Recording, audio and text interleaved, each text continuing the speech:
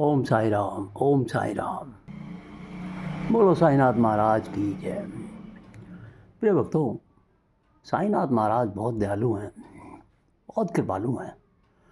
वो अपने भक्तों के ऊपर इतनी ज़्यादा कृपा करते हैं कि भक्त को कोई रोग, कोई बीमारी अगर हो तो वो उस बीमारी को दूर करने का उपाय तुरंत ही करते हैं। बाबा अपने ऊपर भक्त की बीमारी भी ले लेते हैं। एक बार नासिक ज़िले के मालेगांव में एक डॉक्टर थे। उनका भतीजा एक असाध्य रोग से पीड़ित हो गया। उन्होंने तथा उनके सभी डॉक्टर मित्रों ने समस्त उपचार किए, यहाँ तक कि उनकी शल्य चिकित्सा भी कराई गई। फिर भी बालक को कोई लाभ नहीं हुआ। उसके कष्टों का कोई पारावार नहीं था। मित्र और संबंधियों ने बालक के माता पिता को दैविक उपचार कराने का भी परामर्श देकर श्री साईं बाबा की शरण में जाने के लिए कहा, जो अपनी दृष्टि मात्र से असाध्य रोग ठीक करने के लिए प्रसिद्ध थे। अतः माता पिता बालक को साथ लेकर शिरडी गए। उन्होंने बाबा को साष्टांग प्रणाम कर उनके श्री चरणों में बालक को डाल दिया और बड़ी नम्रता तथा आदरपूर्वक विनती करने लगे कि हे प्रभु, हम लोगों पर दया करो। आपका संकट मोचन नाम सुनकर हम लोग यहाँ पर आए हैं। क्या इस बालक की रक्षा कीजिए प्रभु, हमें तो केवल आपका ही सहारा है और आप पर ही भरोसा है। उनकी प्रार्थना को सुनकर बाबा को दया आ गई और उन्होंने उसके माता पिता को सांत्वना दी और कहा, जो इस मस्जिद की सीढ़ी पर चढ़ता है उसे जीवन पर्यंत कोई दुख नहीं होता है। चिंता मत करो, यह उदी ले जाओ, उस रोग ग्रसित स्थान पर लगा दो। ईश्वर पर विश्वास रखो, वह सप्ताह के अंत तक पूर्ण स्वस्थ हो जाएगा। यह मस्जिद नहीं, यह तो द्वारकावती है और जो इसकी सीढ़ी चढ़ेगा उसके स्वास्थ्य और सुख की प्राप्ति होगी तथा उसके कष्टों का बिल्कुल ही अंत हो जाएगा। बालक को बाबा के सामने बिठाया गया। वे उस रोगग्रस्त स्थान पर अपना हाथ फेरते हुए दयापूर्ण दृष्टि से बालक की ओर देखने लगे। रोगी अब प्रसन्न रहने लगा और उदी के लेप से बालक थोड़े समय में ही स्वस्थ हो गया। माता पिता अपने को बाबा का ऋणी और कृतज्ञ मानकर बालक को लेकर शिरडी से चले गए। इस लीला को देखकर बालक के काका को, जो एक डॉक्टर थे, महान आश्चर्य हुआ तथा उन्हें भी बाबा के दर्शनों की बहुत ज़्यादा इच्छा पैदा हुई। इसी समय जब वे कार्यवश बॉम्बे जा रहे थे, तभी मालेगांव और मनमाड़ के निकट किसी ने बाबा के विरुद्ध उनके कान भर दिए। इस कारण से वे शिरडी जाने का विचार त्याग कर सीधे बम्बई चले गए। वे अपनी शेष छुट्टियाँ अलीबाग में व्यतीत करना चाहते थे, परंतु बम्बई में उन्हें लगातार 3 रात्रियों तक एक ही ध्वनि सुनाई देने लगी, क्या अब भी तुम मुझ पर विश्वास नहीं कर रहे हो? तब डॉक्टर ने अपना विचार बदलकर शिरडी को प्रस्थान करने का निश्चय कर लिया। बम्बई में उनके एक रोगी को बुखार आ रहा था, जिसका तापक्रम कम होने के कोई लक्षण दिखाई नहीं दे रहे थे और इस कारण उन्हें ऐसा लग रहा था कि कहीं उन्हें शिरडी की यात्रा स्थगित न करनी पड़े। उन्होंने मन ही मन एक परीक्षा करने का विचार किया कि यदि रोगी आज अच्छा हो जाए तो कल ही मैं शिरडी के लिए प्रस्थान कर दूंगा। ऐसा उसने मन ही मन बाबा से प्रार्थना करी और आश्चर्य की बात यह हुई, जिस समय उन्होंने यह निश्चय किया ठीक उसी समय से उसका बुखार कम होने लगा और तापमान सामान्य स्थिति पर पहुंच गया। तब वे अपने निश्चय के अनुसार शिरडी पहुंच गए और बाबा का दर्शन करके उन्हें प्रणाम किया। बाबा ने कुछ ऐसे अनुभव दिए जो सदा के लिए उनके भक्त हो गए। डॉक्टर वहाँ 4 दिन ठहरे और उदी तथा आशीर्वाद प्राप्त कर घर वापस आ गए। एक पखवाड़े में ही उनकी पदोन्नति हो गई और उनका स्थानांतरण हो गया। भतेजी की रोगमुक्त ने उन्हें बाबा के दर्शनों का सौभाग्य दिया तथा शिरडी की यात्रा ने उन्हें श्री साई के चरणों में प्रगाढ़ प्रीति उत्पन्न कर दी। इसी प्रकार डॉक्टर पिल्ले बाबा के एकनिष्ठ भक्त थे। इसी कारण बाबा उन पर बहुत ज़्यादा स्नेह किया करते थे और उन्हें सदा भाऊ कहकर बुलाया करते थे। हर समय उनसे वार्तालाप करके प्रत्येक विषय में परामर्श भी लिया करते थे। उनकी सदैव यही इच्छा रहती थी कि बाबा के समीप ही बने रहें। एक बार डॉक्टर पिल्ले को नासूर हो गया। वे काका साहब दीक्षित से बोले, मुझे बहुत ज़्यादा पीड़ा हो रही है और मैं अब इस जीवन से मृत्यु को अधिक ठीक समझता हूँ। मुझे ज्ञात है इसका मुख्य कारण मेरे पूर्व जन्मों के कर्म हो सकते हैं। जाकर बाबा से कहो कि वे मेरी यह पीड़ा अब दूर कर दें। मैं अपने पिछले जन्म के कर्मों को अगले 10 जन्मों में भोगने के लिए भी तैयार हूँ। तब काका दीक्षित ने बाबा के पास जाकर उसकी प्रार्थना को सुनाया। साईं तो दया के अवतार ही हैं, वे अपने भक्तों के कष्ट नहीं देख सकते हैं। उनकी प्रार्थना सुनकर उन्हें भी दया आ गई और उन्होंने दीक्षित से कहा, पिल्ले से जाकर कहो घबराने की ऐसी कोई बात नहीं है। कर्मों का फल 10 जन्मों में क्यों भुगतना पड़ेगा। केवल 10 दिनों में ही गत जन्मों के कर्म फल समाप्त हो जाएंगे। मैं तो यहाँ तुम्हें धार्मिक और आध्यात्मिक कल्याण देने के लिए बैठा हूँ। प्राण त्यागने की इच्छा कदापि नहीं करनी चाहिए। जाओ, पीठ पर लाद कर उन्हें यहाँ ले आओ। मैं सदा के लिए उनके कष्टों से उन्हें छुटकारा दिलवा दूँगा। तब उसी स्थिति में पिल्ले को वहाँ लाया गया। बाबा ने अपने दाहिनी ओर उनके सिरहाने अपनी गादी देकर सुख से लिटाकर ये कहा कि इसकी मुख्य औषधि तो यह है कि पिछले जन्मों के कर्म फल को अवश्य ही भोग लेना चाहिए ताकि उनसे सदैव के लिए छुटकारा हो जाए। हमारे कर्म ही सुख दुख के कारण होते हैं, इसलिए जैसी भी परिस्थिति आए उसी में संतोष करना चाहिए। अल्लाह ही सबको फल देने वाला है और वही सबकी रक्षा करता है। ऐसा विचार कर सदैव उनका ही स्मरण करो, वे तुम्हारी चिंता दूर कर देंगे। तन मन धन और वचन द्वारा उनकी अनन्य शरण में जाओ और फिर वे देखो कि वे कैसे तुम्हारी सहायता करते हैं और तुम्हारे रोग को दूर करते हैं। डॉक्टर पिल्ले ने तब बाबा से कहा कि बाबा, नाना साहब ने मेरे पैर में एक पट्टी बांधी हुई है, लेकिन उससे कोई लाभ नहीं पहुंच रहा है। बाबा ने कहा, नाना तो मूर्ख है, इस पट्टी को तुम तुरंत हटा दो, नहीं तो मर जाओगे। थोड़ी देर में एक कौवा आएगा और अपनी चोंच इस नासूर में मारेगा, तब तुम शीघ्र ही अच्छे हो जाओगे।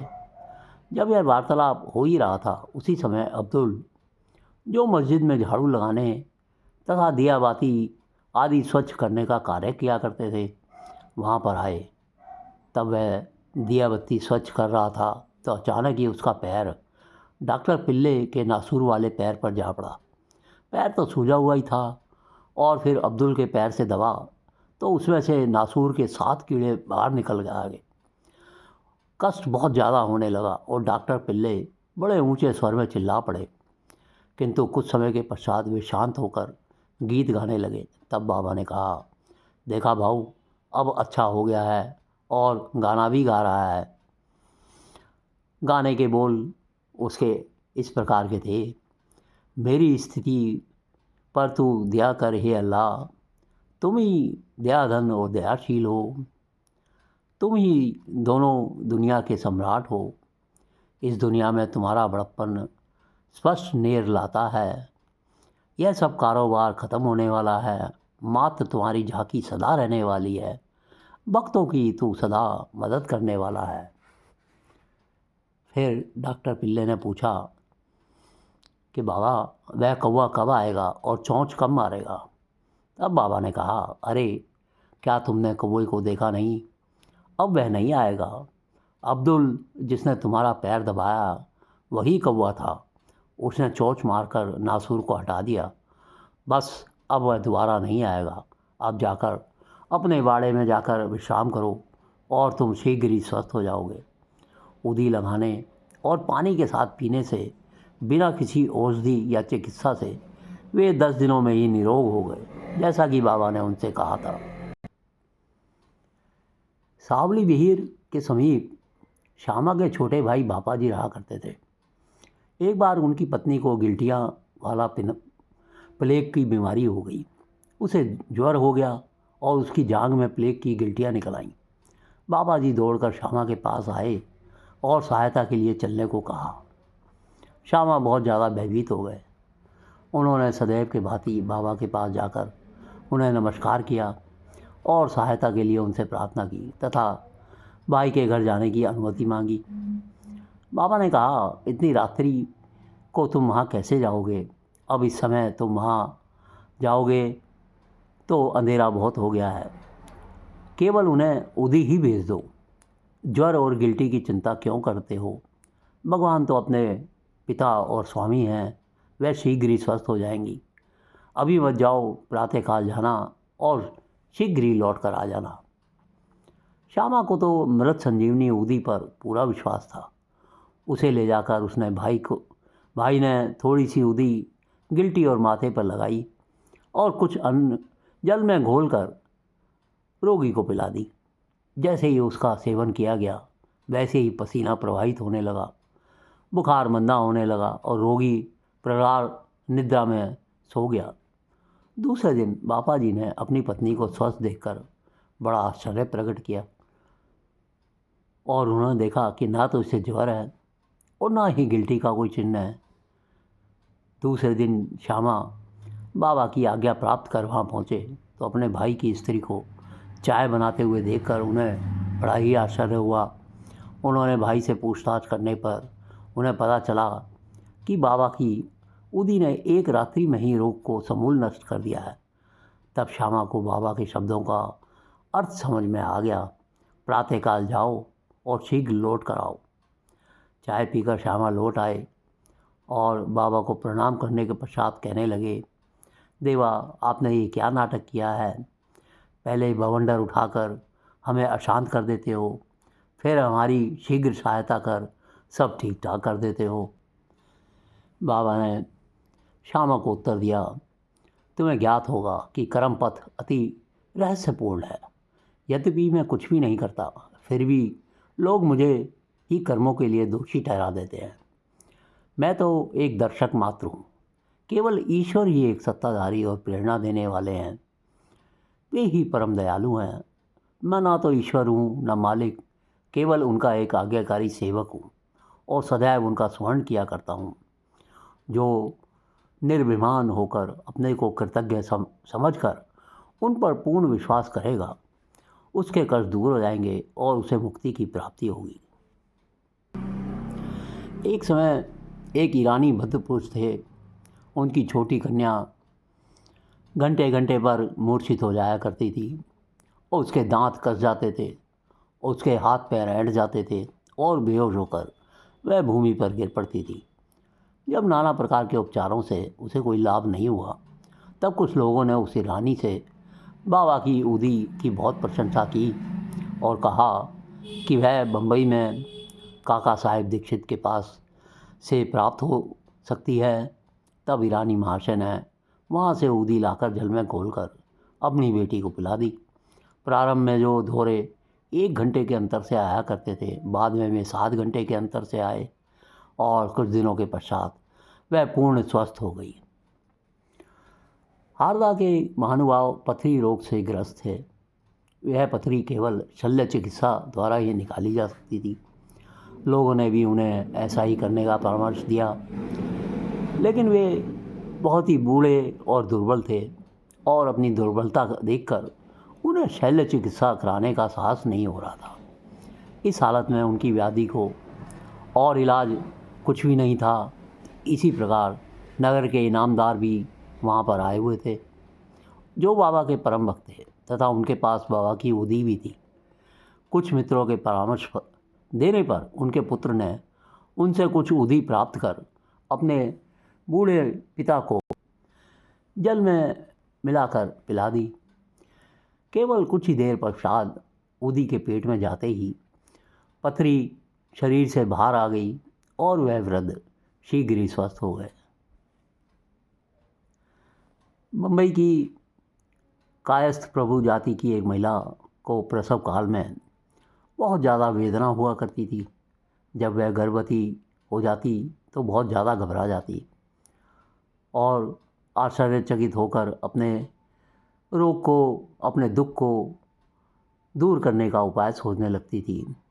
इसके उपचार के लिए संत श्री राम मारुति ने उनके पति को सुझाव दिया कि यदि तुम इस पीड़ा से मुक्त होना चाहते हो तो अपनी पत्नी को शिरडी ले जाओ। पुनः जब उनकी स्त्री गर्भवती हुई तो वे दोनों पति पत्नी शिरडी आए और कुछ महीने तक वहीं पर रहे। वे बाबा की नित्य सेवा करने लगे। उन्हें बाबा के सत्संग का भी बहुत लाभ हुआ। कुछ दिनों के पश्चात जब प्रसव काल समीप आया तब सदैव की भांति गर्भाशय के द्वार में रुकावट के साथ अधिक वेदना होने लगी। उनकी समझ में नहीं आता था कि अब क्या करना चाहिए। लेकिन थोड़ी ही देर में एक पड़ोसी आई और उसने मनी मन बाबा से सहायता की प्रार्थना की और जल में उदी मिलाकर उसे पीने को दी। तब तुरंत ही थोड़ी देर में बिना ही किसी कष्ट के प्रसव हो गया। बालक तो अपने भाग्य के अनुसार ही उत्पन्न हुआ, परंतु उसकी माँ की पीड़ा और कष्ट सदा के लिए दूर हो गए। वे अपने आप को बाबा का कृतज्ञ समझने लगे और अपने पूरे जीवन बाबा का नाम लेकर उनका गुणगान करने लगे। प्रिय भक्तों, बाबा की लीलाएं इसी प्रकार हैं। वे अपने दुखी भक्तों की सहायता अवश्य करते हैं। अगर आपको चैनल में रुचि आ रही है तो चैनल को सब्सक्राइब ज़रूर कीजिए, लाइक और शेयर कीजिए और हर पल हर समय बाबा का नाम लेते रहिए। वो बहुत दयालु हैं और अपने भक्तों पर अवश्य ही कृपा करते हैं। ओम साई राम, ओम साई राम।